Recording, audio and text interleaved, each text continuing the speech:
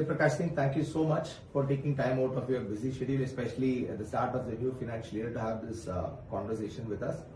And you being a senior leader in the industry, who has especially focused on managing very large frontline teams and having a very sharp focus on the liabilities business. A lot of people don't understand the difference between assets and liabilities in a bank or a financial institution, right?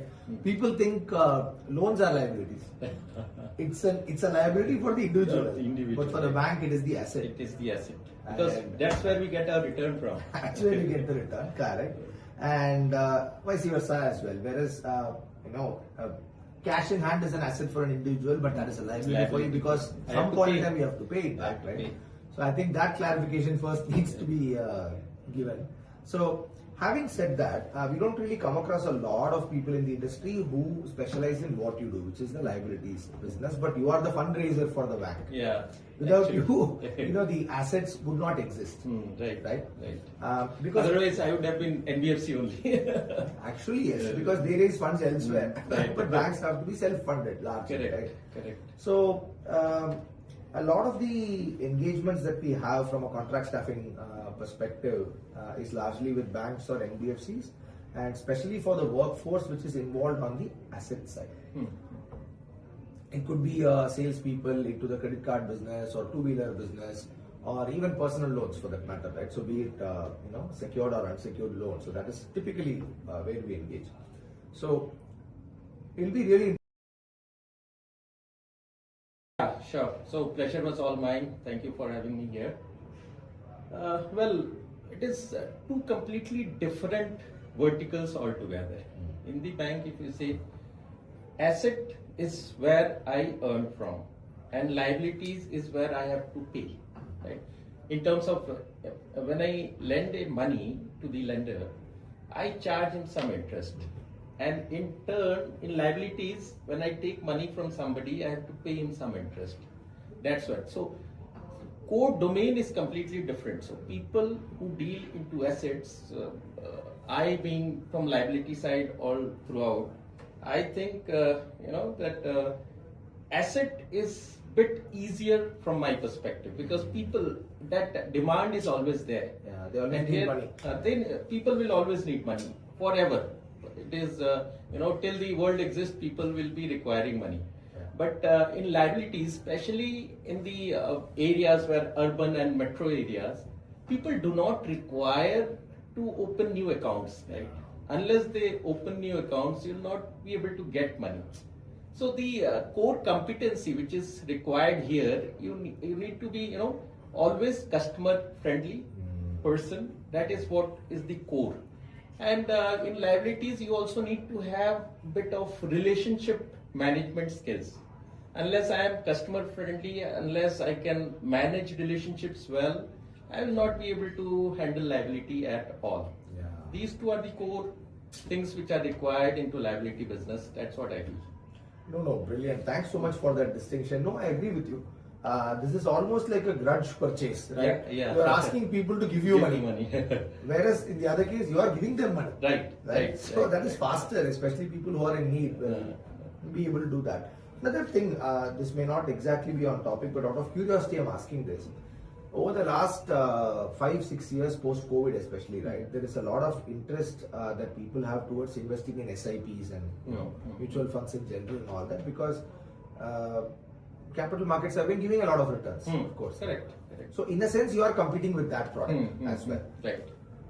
You may have some advantage in the sense that compared to a traditional bank, you might be able to offer slightly more attractive interest rates, because on the asset side, you anyway charge a higher interest also, naturally. But it still may not be as high as the historical return that SIP will give. Yes. So just from a product standpoint, we'll come to the people point in a minute, but I just wanted to understand, how is your salesperson when asked this question, why should I give you my money? Whereas I can put it in SIP and make it 12%, 14%, you might give me 7, 8, 9%. Correct. How do they answer these questions? So these actually, frankly speaking, savings account or for that matter, FD. These are two completely different products in the banking. Right. When I compare myself with the returns from the market, I will never be able to compete that. I will never ever be able to compete with the returns in the market. So in savings, what I feel is a lazy money. If a person has a lazy money, he has not planned anything. That is the money which I target for. If that money, if I can get, that is the way which I want. The liabilities to operate. And if somebody has planned something, say in 2 years' time, I need so much. It should be a conservative plan. Then it is FD, fixed deposit. He cannot park that planned money into mutual fund unless he has the money for long term. Mutual fund is not the game which you should play, or even for that matter share market. You should not play that game because your money is planned, your tenure is planned. Only fixed deposit can give you for fixed tenure, fixed returns. Correct. No, completely understood. And especially in the last 18 months, it may have become easier for you to sell your products considering that the share market stands right significantly. Especially last 7-8 months, it is bit easier. It is very difficult to convince though, because now if I compare just post COVID and now. Post COVID, what happened suddenly was people were willing to put their money into bank because they had suffered that burn in the share market just during the COVID. Similarly is the case. This should evolve now. From since last 10 months or 12 months, people are not getting any money in share market. That's where people have burnt their fingers, and now they should move towards the traditional stabler products. No, of course, absolutely. And the other problem is, of course, in the last financial year, while capital market returns have been negative, banks have also reduced their interest rates because the repo rates have gone down. Right. So there is that problem also. I mean, you never get both going for you, right? I mean, if one goes, the other thing might also tank a little bit. That problem is there. So you're coming on to the people aspect of it because that's the business we are into, Mr. Jay, and we wanted your perspective about it as well.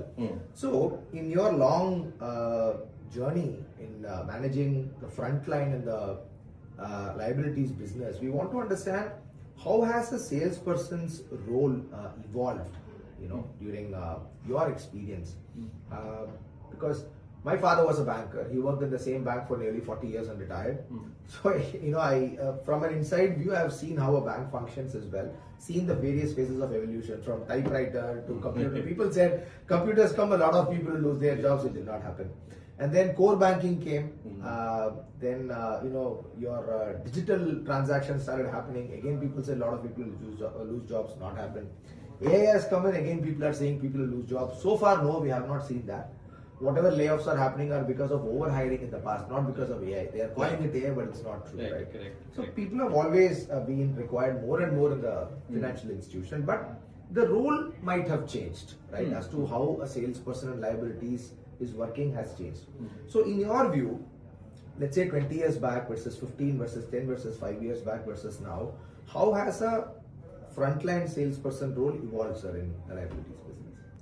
So since last 20 years, industry, especially if I come in the private sector, this has been continuously changing. See, this problem of attrition existed 15-20 years back also, now also it is existing. Since the day private banks have come, people have got more and more opportunities. Their core competencies have completely changed. So when I compare ourselves with the traditional public sector banks, they have one core competency. Say somebody is entering for cash, so he is only supposed to do that cash entries for deposits or withdrawals of cash. If somebody is preparing demand draft, he or she is only supposed to do demand draft for 7-8 years, and unless something comes up, he will be changed to some demat department. All these things were happening, but here people have to be multi-talented. You have to be jack of all trades, especially in private banks. I remember when I started off with ICICI Bank in the year 2004. So we had that DQM and 30-30 concept. So at any point in time, branch should have 30 staff and 30 people. Okay. That's right. And for that, if somebody is on leave, so I had to immediately take over that position. So we were jack of all trades. So that's how it has been changing. Now also, if you see, So with AI coming in, I think a hybrid model should coexist. Hybrid model, matlab, there should be relationship management role which requires core banking and relationship management, Right. and there should be one model where AI should handle the volume, especially the scale, Right. the efficiency, speed. All these things should be handled by AI. That's how it will change. And I don't think, because with this to handle volume scale, you require people who can give a prompt to the machine so that it can function accordingly. Yeah. That's where we need to change our competencies. We need to keep evolving. That's how it will keep on growing. Yeah. No, Everything will yeah. coexist. Nothing will stop forever. Everything will coexist. Yeah. No, I think that makes a lot of sense. As you said, you had generalists where everybody was a jack of all trades. Yeah, as you said. yeah. Now you have the luxury of having specialists, because instead of 1:1, it is 1:many now. Right. So since people are able to do it, you can afford to have specialists Right. as well. And with people, if you speak about relationship management, you would require, banking is about a business of trust. Right. You cannot, in India, it is still a phygital world. Yeah. It is nothing digital till date. So how will people trust? People can only trust people. People will not trust only machines. Yeah. You see, we have a lot of examples set up in Delhi, Bombay, where we have machines for depositing cash, but we still have queues in the teller counter. Yeah. People do not believe machines only. They're happy to use the ATM to withdraw money. Yeah. Not to deposit. Not to deposit. That trust factor will only come with human. That trust, that understanding of compliance, Right. or understanding of regulatory guidelines, all these things will require people. Yeah, understood. I think that brings me to my next question. You made an important point. So, how do you see relationship management evolving in the future in this, as you said, digital world? Because the younger generation, especially, right, they are used to having an app as the first touch point. I don't know if how many of our kids are going to even go to a retail shop ever in their life. They are used to quick commerce. Right. Even though being a banker's son, I don't remember the last time I visited a bank. All my transactions are digital. It's just cumbersome, right? It's high friction. I have to go out and stand in a queue or talk to somebody. All of these are high friction aspects. So, how is relationship management going to evolve? And I'm not just, are you thinking of having different layers for different segments of your customers? Secondly, is there going to be no role at all for human beings, not tomorrow, but let's say 5, 10, 15 years down the line? Where do you see this going? I personally feel that relationship management role will always exist. Right. That has to exist. That has to exist. Of compliance, that trust, as I said, that trust. Yeah. As I said, that trust issue. Yeah. That trust issue will always be there.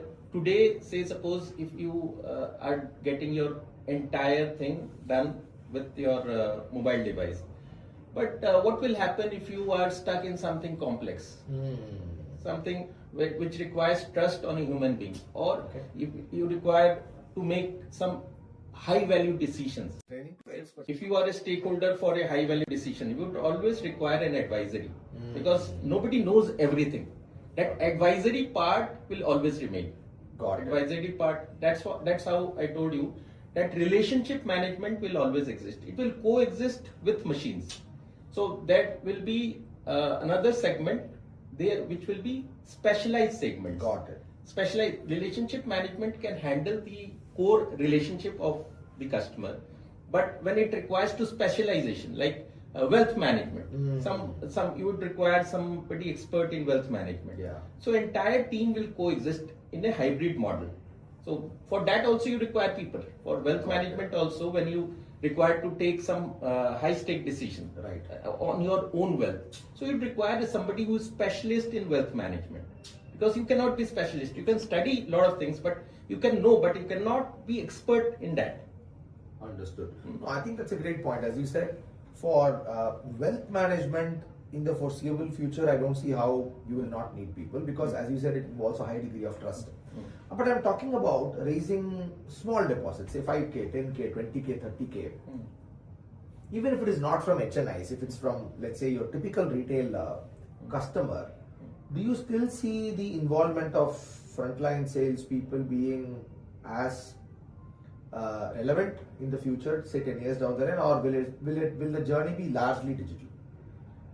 I think for extremely micro management or micro banking, I don't think we require so much of people. So many people would not be required for sure. Because today also when I speak, almost all the banks can open accounts with just a link, right? Or you can visit the app and get your account open. It depends on how you feel. Mostly in urban areas or in metro areas, people they do not go to the bank. But still, when I am speaking to you, during COVID, we were there. Yeah. During COVID, we were opening as a bank. If I see, almost all the banks were opening to the accounts to the tune of thousands through digital. But post that, again, we have got back to the physical world. Physical world. So Correct. people generally people do not as a person, when a person would be required, when he will make you understand that what is your lazy money, what is your planned money, where you should put in your money, what is the, because generally when it is a small stake decision, say you are keeping 1 lakh rupees in a bank, you will end up getting 3,000. For that 3,000, you will not think so much or you will not explore so much. But as a person, if I can come to you and tell that yes, against that 1 lakh you can earn say 2,000 extra or 3,000 extra, where you can meet your say fuel expenses. Right. That way, people would be required. Got it. No, I think this clarity and this distinction between what kind of problem you are solving for what segment of people, I think is very important to have, as you said. Now, forget about comparing lazy money versus planned money. I think you put it very beautifully. Within lazy money category itself, let's say, I'm one of your prospective customers and I'm already depositing with some of the bigger brands, let's say HDFC, ICICI, etc. How does an Equitas compete with them? If let's say you are a salesperson, or what will your salesperson tell me to be able to convince to park some money with Equitas other than just this? Of course, I understand the interest rate part. Is there anything other than that? Yeah. There are a lot of other things. So it depends. Here it comes a question of the proposition, the complete program which I am presenting to you. Right. If I have got a program which can cater to your lifestyle, which can cater to your traveling requirements, which can cater to your concierge requirements, all these requirements, if I can get entire thing in my with my accounts, then I can bring it to you and get your problem resolved. Most of your problems will be resolved, because all these things packed in one package is not seen in the market. We are new age bank. We can, for that matter, small finance banks can offer that. Sounds very interesting. So it's more of a solutioning approach rather than a typical transaction. Pay me so much money, I'll give you so much interest. It's very transactional. So it sounds very relational. And that will be a transient relationship. Only for interest, people will not stick around, because at some point in future, everybody need to reduce interest, because you have seen that in the emerged world, the developed world, the interests are not very much. We are also developing towards that. Down the line, interest will not be much. 100%. Only interest cannot be sold. Correct. And you cannot retain those relationships for sure. You have to bind relationships. How you can cater to his other requirements, like he can prepare RDs, he can prepare FDs. How can he cater to, say, if I give a debit card which can cater to his, the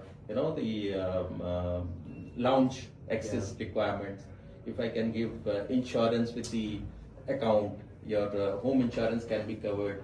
All these things we are clubbing. As a package. As a package. Fantastic. Coming to one of your favorite topics, which is to do with employee productivity. I know you have spoken a lot about it. But there is a friction or a tension that exists between HR and business, or HR and sales always, right? So it takes sometimes months together to hire and onboard and train a person, etc. But market moves in a matter of days or weeks time. Right? So how do you really navigate these two priorities? And it's important, of course, to focus on productivity and be agile. but then there is a certain cost to agility as well. It's a Right. fine balance, and how do you maintain that? So what I feel is productivity has nothing to do with the training issue. HR comes in when we require our people to be trained. It is more of a role designing issue.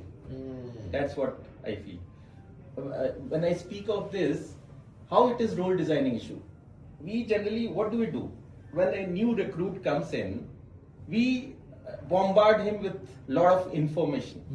Right? We try and train him, classroom training for 14 long days, and you have to do this, that, and he gets confused. Ultimately, he does nothing. Right? What we require to do is very short term. We need to, if somebody is coming in, we need to directly put him on the job and manage his 7 days. First 7 days are very important. How he will approach the customer. He has to be given a segment specific role. When he is coming in, one segment has to be managed by him. So I'll tell you an example. If somebody is coming in, I will give him that yes, you go to this segment, that salaried segment. One corporate, I will tell him to be there with the corporate and you pitch so and so. I'll give him 4-5 pitches and make him be successful in first 7 days. If I can make him successful in first 7 days and if he can earn money in the very first month, that is how he is going to stick around. That's how he will be productive. Wow. Yeah, you need to make them taste blood. It should be, you cannot, it should not be a plug and play model. Yeah. It has to be modular. You cannot make a complete banker. It has to be modular. One module you give him, be successful, then train on other module on the job. Sounds fair. A lot of this plug and play reminded me of something else. See, a lot of organizations now, as a solution for agility, are moving towards plug and play or variabilized workforce model, right? Where you have gig kind of workforce. Because there is a certain use case where it works successfully. Your last mile delivery partners, for example, India has about 5-6 million people who are working in this space. And you also have these cab aggregator drivers, etc., where again you have another 5-6 million. So roughly you have about 12 million people who are in the organized gig force. But as you said, in a high trust, high relationship oriented space or ecosystem such as yours, do you see a space for having this gig kind of workforce as well who are plug and play, or you need to sort of curate them and have a path for it, or a balance? So plug and play ideally is not possible in our model.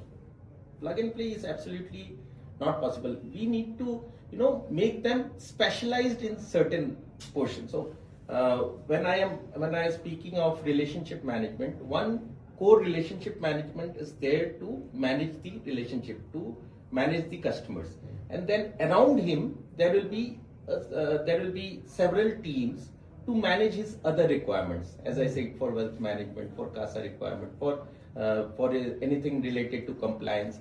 So entire thing will assimilate at the core relationship thing. Got it. That's how this model would in future work. Got it. But of course, people are hasty and they want to somehow have a model which gives them more agility, but people should still be productive. Yeah. But I agree with your view almost entirely. The reason is because in a very, very low level transactional space where it is just pick up and drop, literally, right? Both these workforces are doing pick up and drop. Right. The first workforce does pick up and drop of goods. The other one does pick up and drop of people. Right. End of the day, it is pick up and drop, right? It's a very highly standardized and routine sort of a work.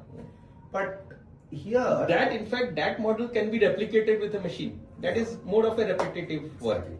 But in our system, machine cannot replace that because it requires a core domain expertise. Correct. You need judgment. You need that element of trust, that judgmental thing. Everything is required there, which is human centric, not machine centric. Yeah. No, I mean, the way you described how you try to not focus on interest rates for a moment, though you may still have the advantage of higher interest rates than standard banks in the market, you still are not playing that game. If you are playing that game, I'll tell you, here I would like to clarify. So why are we keeping interest rate high? We being a new bank, getting entry to a customer is very difficult for me. So my entry point is that one interest rate. Right. Post that I can sell a lot of features that is required for him. Probably he will not understand at the phase, but when he goes to the depth, he will be able to understand that. No, absolutely. No, I understand that it's just a door opener for you. After that, if you build a web of solutions as a package around the customer, I don't see how a transactional person can do this. So no, I think that clarifies a lot because so that brings me to my next question and possibly the final question as well, wherein what would be your advice to HR/business folks/frontline teams of the future? Let's say, what does Prakash Singh of today have to say to this workforce of the future, which is 10 or 20 years down the line? So we are emerging, and probably we have to move from volume to value addition. Number one. Number two, we have to, as HR personnel, we need more, not training, but, modular expertise is what we require. That is the two advice which I would give. So we need to gradually move from volumes to value addition. That's how we need to train our people so that they can do that value addition plus stickiness. We need to train our people to make customers stick around with us. Because previously when we started off banking, we used to play that volume game. Number, get me numbers. Now numbers are of less relevance. Ultimately, stickiness and value addition will remain relevant for the entire banking industry. Fantastic. No, I think that brings us to the conclusion of our conversation, Mr. Prakash Singh. So thank you so much for taking time out once again. Some of the points really are going to stay with me for a long time, especially how you made the distinction between lazy money and planned money, and how interest rate is a hook to pique their interest and open the door, and then you build a solution or package around them, and how you think judgment and relationship building will make sure that people stay relevant in the future. It can't just be digital. It will have to be digital. And how it's important for people to move away from volume to value so that they stay relevant in the future. I think these 4 points. Not only about training, it is about expertise. Training to expertise. Training to expertise. So hours of classroom training is not going to help. Because people take that as a time off from the job. And as you said, I mean, you put him in a classroom for 2 weeks, whereas instead he can be out in the field and actually learning on the job. He'll just get confused and he might even leave after 2 weeks, and it's just a cost for you. You pay him for those 2 weeks, you pay for the training as well, and you don't get anything out of it. I think those points are some of the bare truths which need to be laid out there for people to hear. And so that's all. Thank you so much. Thank you so much. Thank you.